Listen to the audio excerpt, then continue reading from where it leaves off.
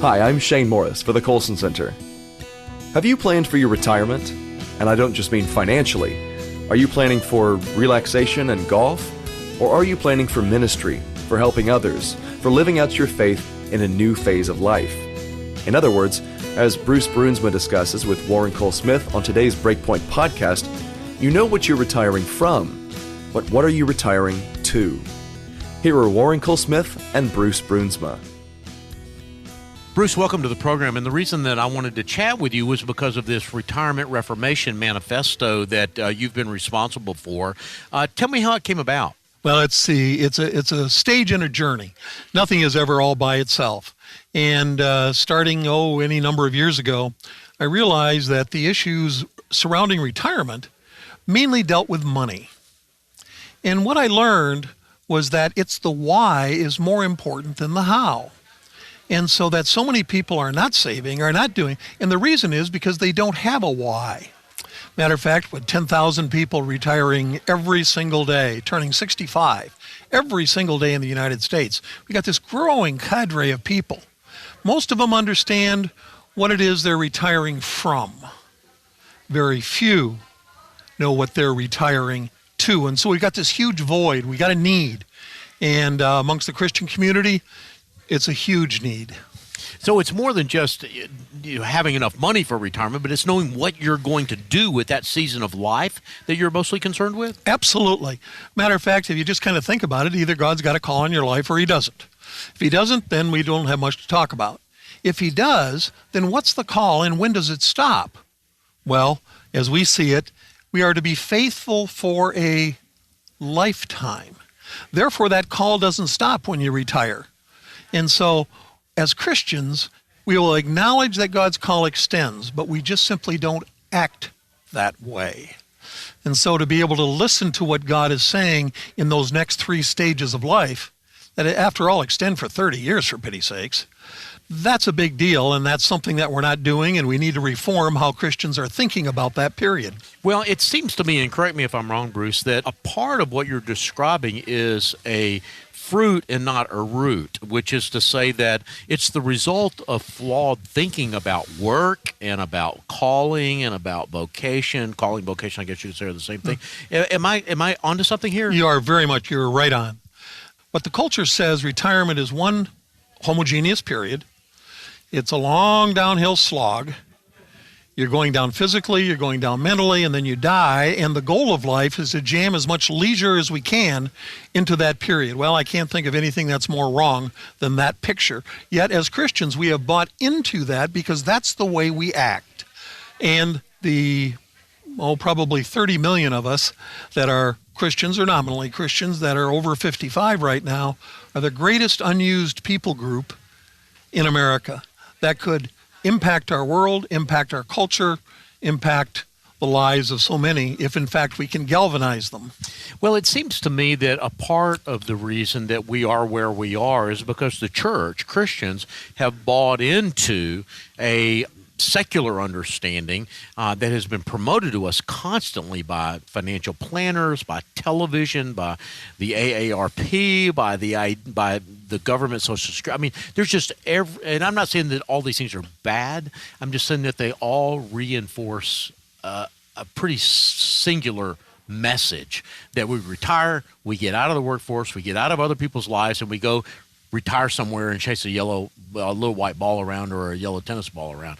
And as you said, that this age group over the age of 55 is this massively underutilized resource, massively underutilized, therefore, by the church. We're no longer available to our families, it seems to me, in many cases. We are no longer available to our communities in many cases, since we might have more time for volunteering and doing good in the community. Are these some of the things that you're concerned about? Absolutely. Every single one of them that you mentioned. One of the things that's happening in this huge number of people that are hitting that age group is that they continue to reflect society in just about every way. For example, we have gray divorce, we've got gray suicide, we've got all of those things are happening, and they don't happen when you have meaning and purpose, when you have passion and activity, when you're listening to God's plan for your life and you're responding to it. In fact, you don't have time for those other things. You, in fact, instead of having your world shrink, which happens to so many, it continues to be open to be used by God. And you mentioned the church. Let me just switch to that for a moment. The church is not prepared for the response that may be coming. Let's just say there's 30 million of us, and let's just say 10 million. Get the message. Go to retirementreformation.org, sign the Manifesto, avail themselves of tools, read the Retirement Reformation book that'll be coming out shortly. They do all those things, and they say, oh my goodness, I've been missing it. They sit down with their Bible, they pray, and they hear God's voice about how he has prepared them. Now they go to the church, and they say, I've got some things that I feel called to do. Can you help facilitate that? And what the church, unfortunately, is telling those who are now older, they're telling them two things. First thing they tell them is don't stop giving. The second thing they tell them is don't be grumpy. And after that, programmatically, from an embrace, from an openness, from a helping standpoint, there's nothing there. And so we've got two groups that we need to speak to that need to have a reformation. Well, and Bruce, I know you love the church, as do I. I'm not trying to beat up on the church whenever I say this and ask this next question, but in some ways, the church is kind of getting what it deserves in some ways, right? I mean, for the last 50 years, the church has been segregating us by age, right?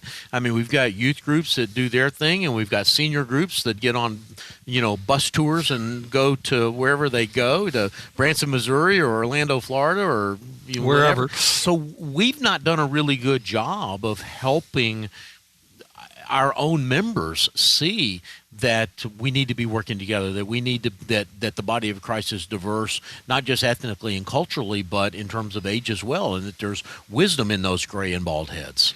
Well, in fact, there is wisdom there, and because of that siloing, as I call it, in fact, the intergenerational activity, which is then so rich and biblically was the model of how culture was exchanged from one generation to the next, because we've held the younger generation in such high regard and that everybody old wants to be young, we have lost the benefits of preparation and age that comes. Matter of fact, in the 3 stages of retirement, maybe I could touch on those for a moment. Yep. The 3 stages of retirement are, number 1 is that 65 to mid-late 70s, is that we call active application. Maybe you're a little bit slower, but man, you've learned a lot and you can give a lot, you can lead, all kinds of things can happen. Now, then you go out another 10 years and you go, maybe 78, that area up into the mid-80s. Here's a time when mentoring can come into play, and we are missing that totally in that intergenerational relationship. So mentoring that can happen and is so rich and so valuable. And then you got that last stage, which we call sharing or reflecting. Just a couple of examples. Billy Graham wrote his last book when he was 97. Jimmy Carter, regardless of what you think about him politically, but man, he's written a couple of good books on faith after he was age 90. Let me just tell you a story. Peg is 93. Peg lives in Tucson. And she was a missionary. She's now towards the end of her life, and she's in a place where she's being cared for. Doesn't spend a lot of time out of bed. Every morning she gets up around 7:30, makes sure she's still alive, and then climbs back in bed. And she has on the table next to her, she has her pills and her water, and she also has a telephone and a telephone book. About 9 o'clock, she opens the telephone book, goes to the dog-eared page, goes down, and starts to call. When she reaches somebody, she says, "My name is Peg. And I'm just calling to tell you that I'm praying my way through the phone book. Your name was next. Can I pray for you?" Peg has a ministry from her bed to her community. What a great picture. There is something for all of us in every one of those stages. And we need to be listening and then applying, and we'll find meaning and purpose, which will give us passion. And the strange thing is, we'll probably then even live longer. Hi, this is John Stonestreet. If you're enjoying today's podcast, please consider supporting the ministry of BreakPoint and the Colson Center. It's only because of listeners like you can we keep these daily commentaries and podcast episodes coming your way. Just go to breakpoint.org, click on the link on the homepage that says Give. Again, that's breakpoint.org. Click Give and become a supporter. And thank you for supporting the Colson Center. Bruce, you've talked about the manifesto a little bit, and there's 10 or 11 items on this manifesto, and I'll just briefly read them: freedom, preparation, contentment, stewardship, love, community, intentionality, focus, service, and advocacy. Those are the headings, and I don't want to drill into each one individually, but what's the overall message of the Retirement Reformation Manifesto? What do you want people to come away with when they read it? When they read this, and there are 10 principles, kind of remind you of the 10 Commandments.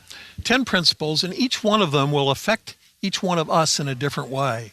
As you read through them, you will find a couple and you say, well, that's interesting. Yeah, I guess that may be right. And then you'll come to one, and let's just take love, for example, which is one of them. And that will resonate with you. When we talk about, we acknowledge that people matter to God, and we cultivate our hearts for others. There's a touching point.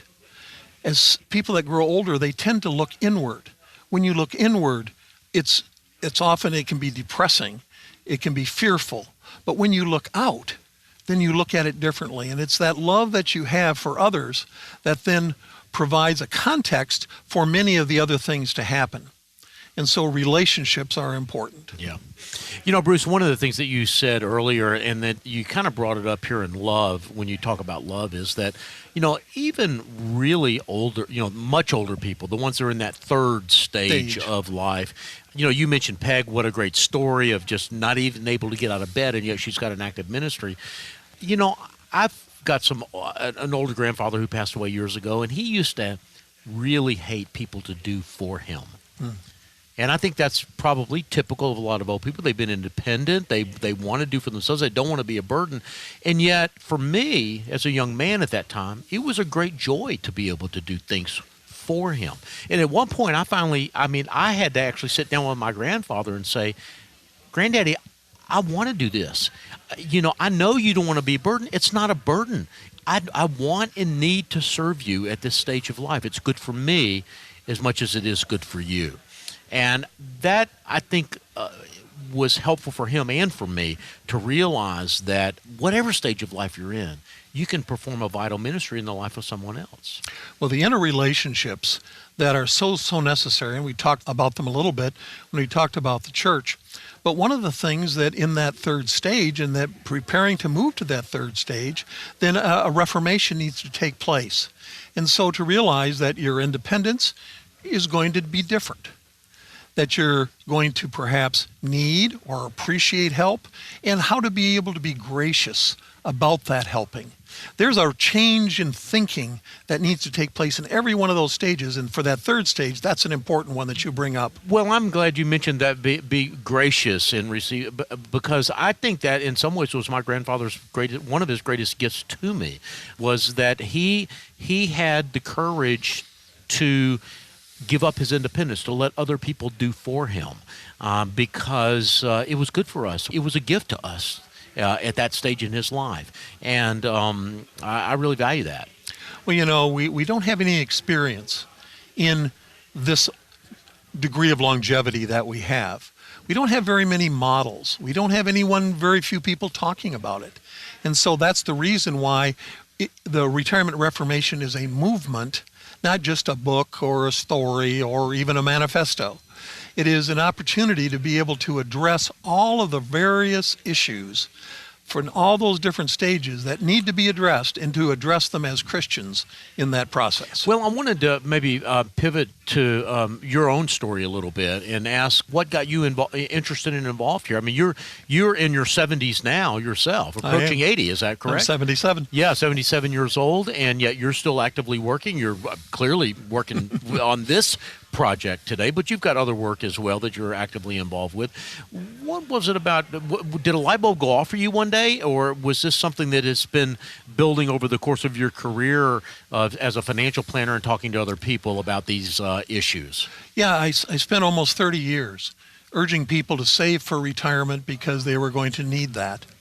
It's a frustrating job because so many don't. And as God impressed upon me, probably starting maybe 4 or 5 years ago, he said, what's the reason for that? And after a lot of prayer and thought and interaction and so on, what I realized was that if the why isn't big enough, the how won't matter. And when I started thinking and going to Scripture and seeing what is the why, and when it came down to God's call on our life, when that light bulb went off, when, oh my goodness, we're focusing on all, not extraneous things, but we're putting as a priority the wrong thing. And now we need to have the priority of God's call in our life, and then everything started to fall into place. Then I found that there were other people that God had impacted them, and they've written some books, or they've come together. And so that was the journey, and I'm still on it. Learn something new almost every day. Yeah, well, I'll have to say that this is not a completely new idea. That Bob Buford's Halftime, for example, some people refer to that book as you reach an area of life where you want to go pivot from success to significance. As a matter of fact, if I could just interrupt there, Sure. That was important. And if Bob was still alive, he would write another book. And it would go from Halftime, which he called First and Second Life. He would write another book about third life.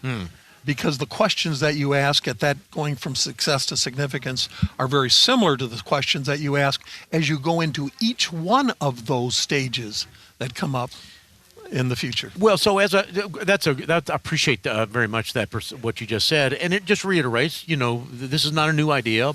Other people have written books. It's biblical. It's thoroughly biblical.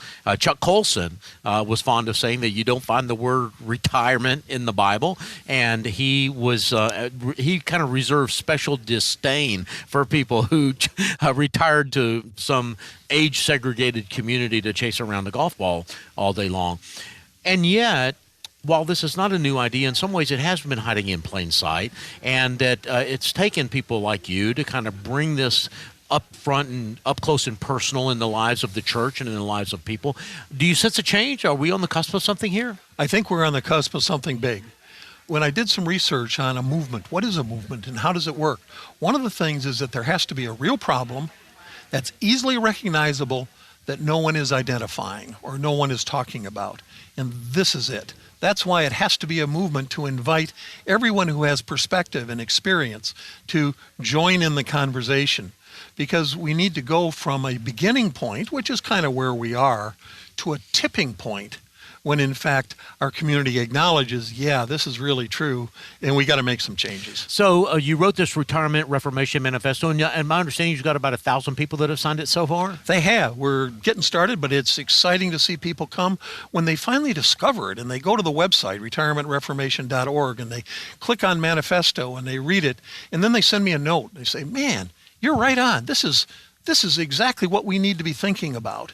And he said, I signed the Manifesto. What a pleasure that is, and that number is growing, and as we move towards a tipping point, and whether it'll take a year or 2 years or 3 years or 5 years, but there's millions of Christians that need to hear this message, and the only way we'll get there is for each of us to pass it on. Thanks for listening to the BreakPoint podcast. Come to breakpoint.org, click on this podcast, and we'll link you to the Retirement Reformation Manifesto. And as John Stonestreet mentioned earlier, we'd so much appreciate your financial support for the BreakPoint podcast and the Colson Center. Just come to breakpoint.org and click on Give at the top of the page. Thanks so much. Warren Cole Smith originally conducted this interview with Bruce Bruinsma for Listening In, a weekly program of World News Group. To learn more about Listening In, go to wng.org/listeningin. For the Colson Center, I'm Shane Morris.